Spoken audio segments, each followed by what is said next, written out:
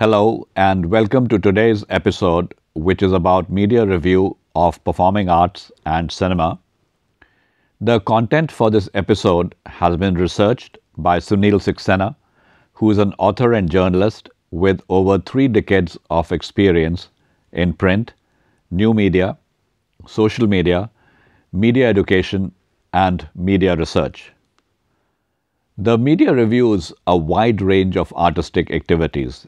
These include reviews of plays, concerts, recitals, musical recordings, films, books, and art exhibitions. The readers of newspapers and magazines look forward to these reviews. They are both a source of information and understanding of issues related to art and theatre.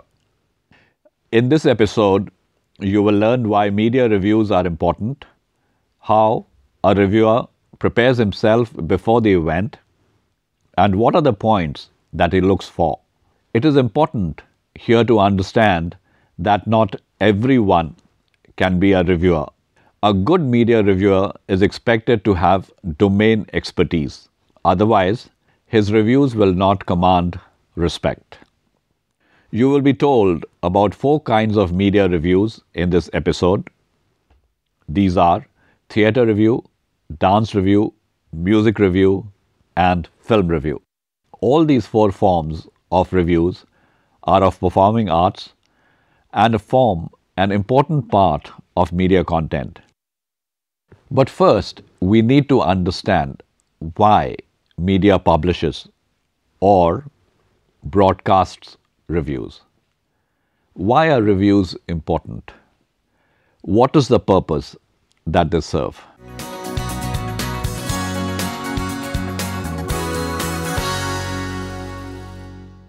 The media reviews are undertaken for 3 main reasons. The first is to assist readers decide whether or not they should watch a play, a film, or a concert. The newspaper and magazine readers want to know how good a newly released film is. They want to know if the performances in a play being staged in their city are of high quality or not. They wonder if it is worth going to an art gallery to browse the latest painting exhibition. The media reviews give them these insights. The second is to provide informed and critical opinion about the literary value of a new book, about performances of actors in a film, or about the quality of direction in a play. These become useful benchmarks in rating the abilities or skills of performers. There are times when the artists dislike the views of the reviewer or art critic, but the reviews help them reflect on their work and give them a reason or opportunity to improve upon their skills. The third is to record the artistic expressions of each age or era. Each review is like an essay that future historians can study to understand and assess the evolution of art.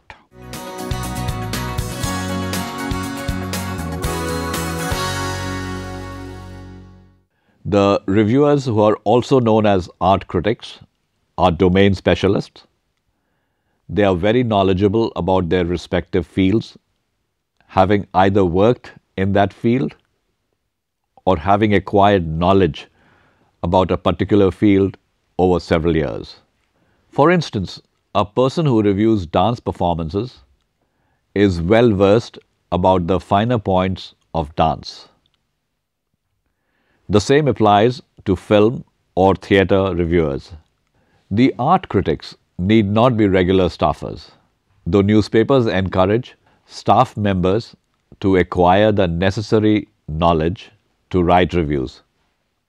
Mostly, art critics are individuals who are passionate about art and culture. They may be ex-dancers or ex-theatre artists but who have a good understanding about their respective fields. Such individuals are commissioned by newspapers to write reviews. The newspapers carefully monitor the reviews to ensure that the reviews are fair and are respected both by the common readers as well as the performing artists.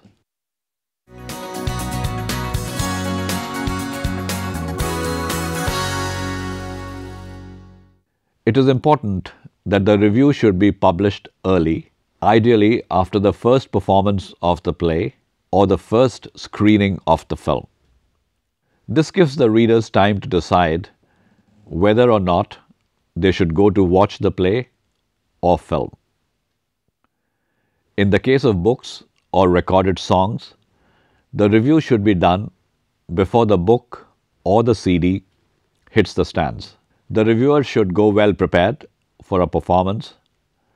This does not mean that the reviewer should have an opinion on the play based on the cast or the director.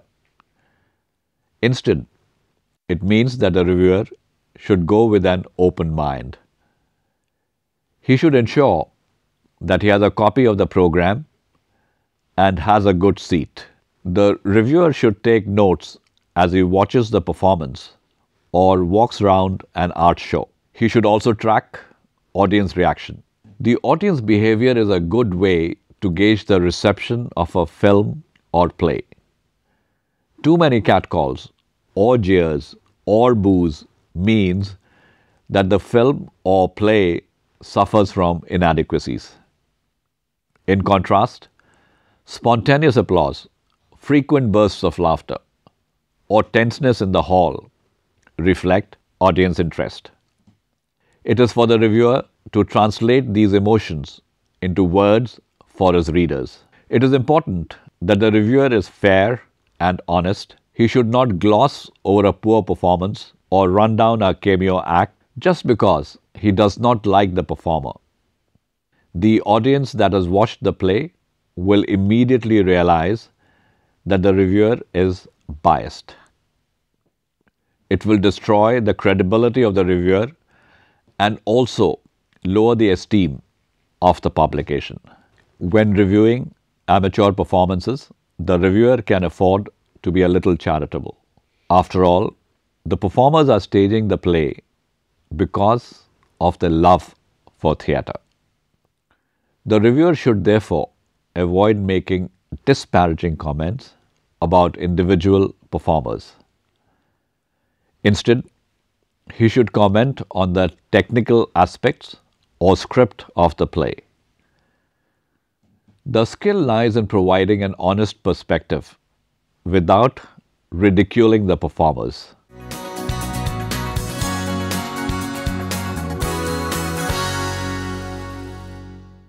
An important point to keep in mind is that a review is not a news report. It is a critique, comment on a performance, and has no rigid structure. Your first step should be to organize your thoughts in a logical structure. The best way to do so is to go over the notes that you made during the performance. You now need to categorize them under the following heads: script, acting, costumes, lighting, sound, direction, audience reaction. Jot down your notes as well your thoughts and impressions under each head. These points can now be woven into a compelling review. Like any piece of writing, the intro is the most important. It is a hook that draws the reader into the review. Don't start with the obvious, that a play was staged last evening in Rabindra Bhavan. Instead, start with something that was dramatic, something that touched you or moved you. The chances are that it will also arrest reader attention. Next comes the description. Don't tell the entire story. That kills the review because no one would want to watch a play whose story he knows. Instead, summarize the plot and the message that the play communicates. Is the play against child feticide? Does the play symbolize the horrors of dowry? Is the storyline the traditional rich-poor conflict? Or is there a new, refreshing angle or thought that the play promotes? Your review must provide answers to these questions without giving the story away. Describe the costumes, lighting, and sound. The costumes are especially important if it happens to be a period play. The technical effects, that is how the lights and sound have been handled, are also important. Much of the impact of a play is dependent upon technical effects. Your review must provide insights into this important aspect of the play, especially if the play has been enacted by professionals. Finally, your skills as a reviewer lie in analyzing direction. The success of any play depends upon how the director handles the cast or paces the play. A play may have all the pluses, such as great actors, strong storyline, and powerful sound and light effects, but it will not make an impact if the direction is weak. Professional reviewers spend considerable time studying the directorial skills of great directors. Each director has its own style of working and leaves his distinct mark on the play. As a reviewer, you should be able to judge what is unique about the play. You should then state it clearly in your review.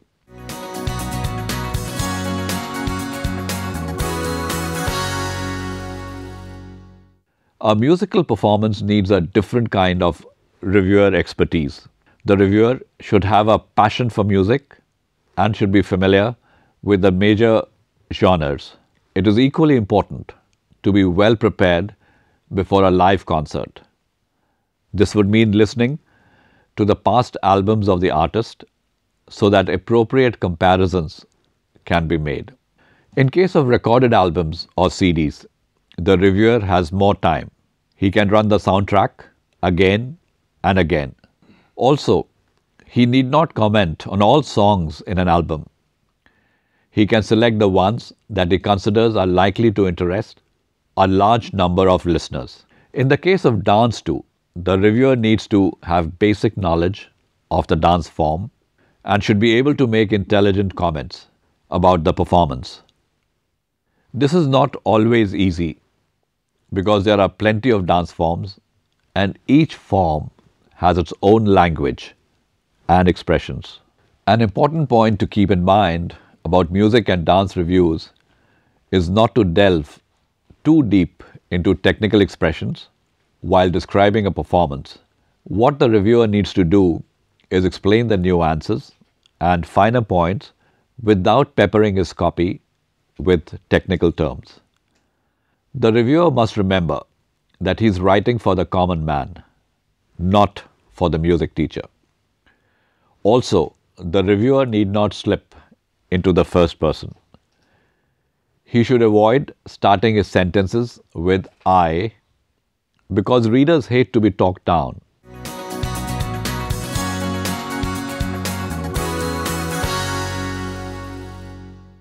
A good film review should include the following points.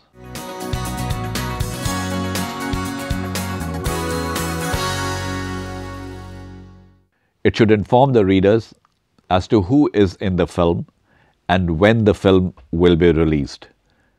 The readers are especially interested in the actors because each reader has their favorite actors and actresses. Many readers watch all the films of their favorite actors. The knowledgeable readers also want to know the name of the director. The overview should also give the genre of the film. It should tell the readers if the film is a war film, a comedy, a melodrama, or a musical. Is the film a documentary or an art film? The reader also wants to know if the film is a family film or an adult film. If the review is about a children's film, then the review must mention if it is animation film.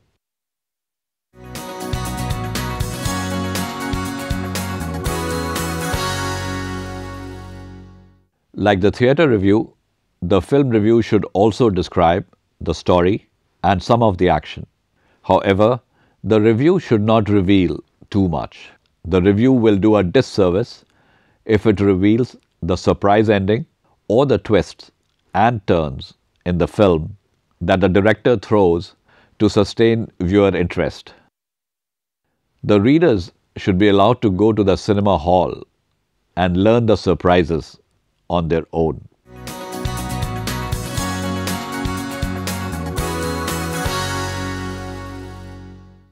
This is where the reviewer's knowledge makes a difference. A good film reviewer should be well versed in the art and craft of filmmaking. He should be able to comment with authority on technical points. There are 6 subjects that technically sound film reviews should cover.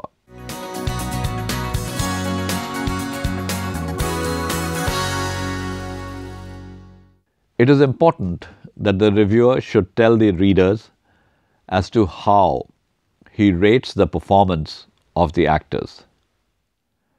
Is it substandard? Is it average? Is it outstanding? Is there something new that the actors have done? If yes, what is it? How is the acting of the players different to their acting in other films?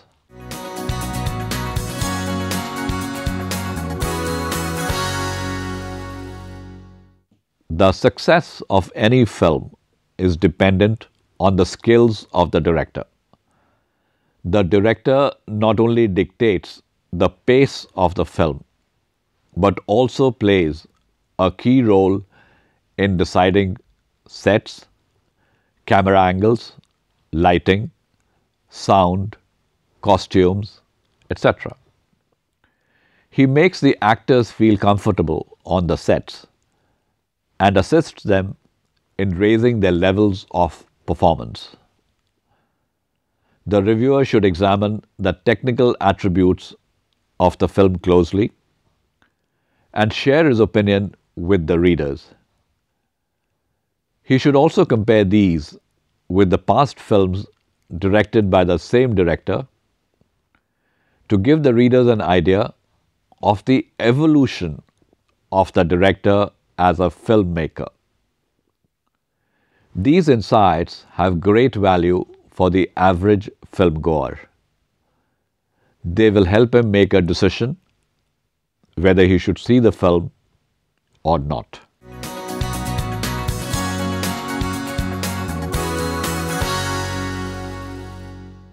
Is the editing smooth or jerky? Do the different shots dovetail into each other? Is there a feeling of continuity or the story lurches from scene to scene? These are points that the reviewer should observe and then give his opinion.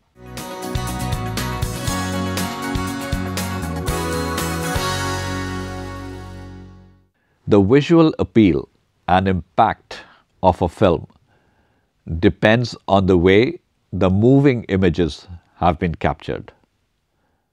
The reviewer needs to spend considerable time on analyzing the work of the cinematographer, who is considered the most important man after the director in the making of a film. It is he who sets the mood through close-ups, long shots, and interesting camera angles. The reviewer must analyze the camera angles used in the film.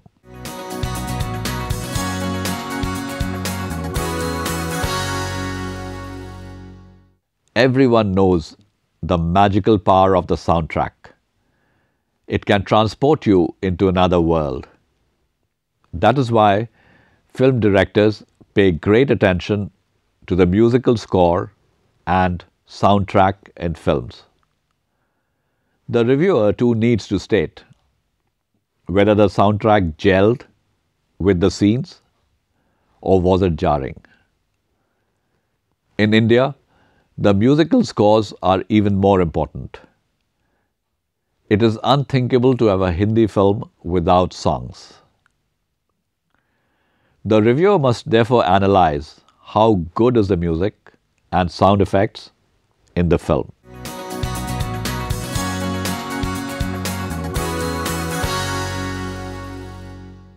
These are getting more and more important with the improvement in technology and the use in storytelling. Earlier, it was films made in Hollywood that mesmerized the world with the use of computer-generated imagery. Today, Indian filmmakers too are turning to technology to create spellbinding imagery. The film review must discuss the special effects used in the film. The reviewer must remember that his technical analysis will go a long way in influencing the reader and building interest in his reviews. Readers will not pay much attention to his reviews if the technical analysis is shallow or misleading. This is why the best film reviewers are those who are familiar with the craft of filmmaking. They have either dabbled in films themselves or have undertaken a course in film reviewing.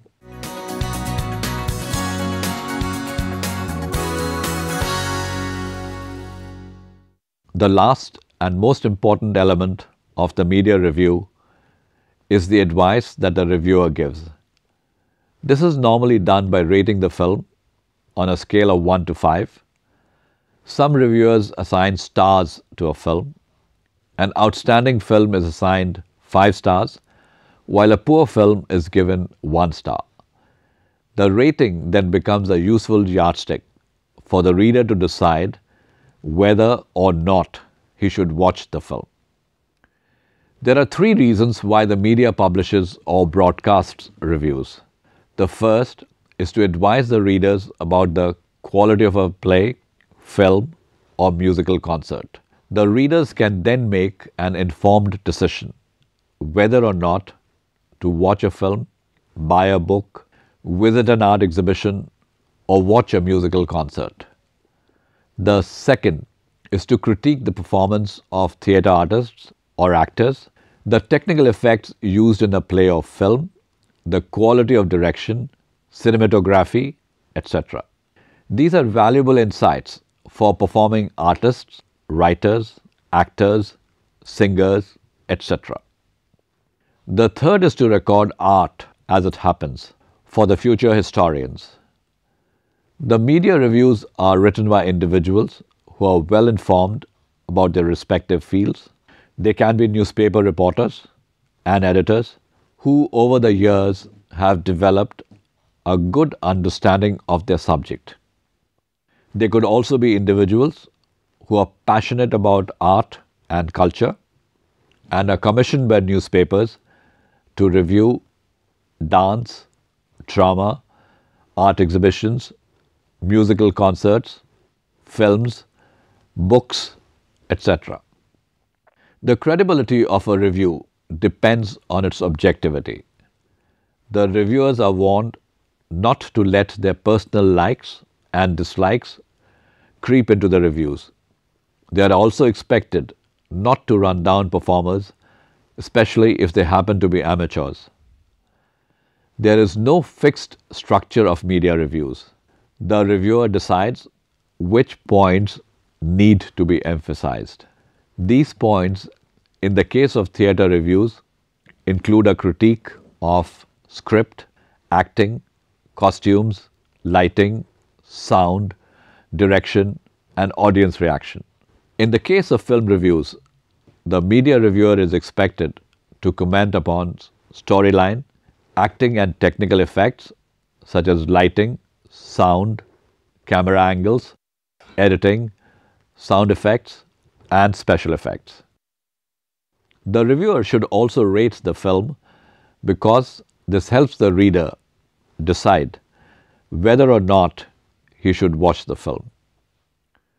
An important indication about the success or failure of a performance is audience reaction.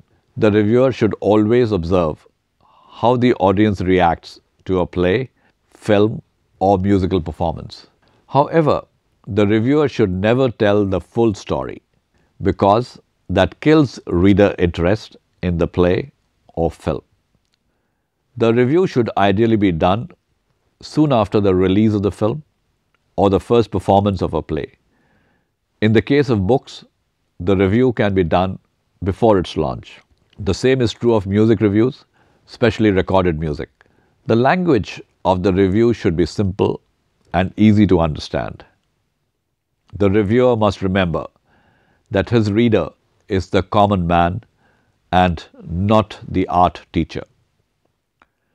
This is all that we have in today's episode. We hope that it helped you understand what is a media review, what is its purpose, and how it is done. Thank you and see you soon with another informative episode. Goodbye.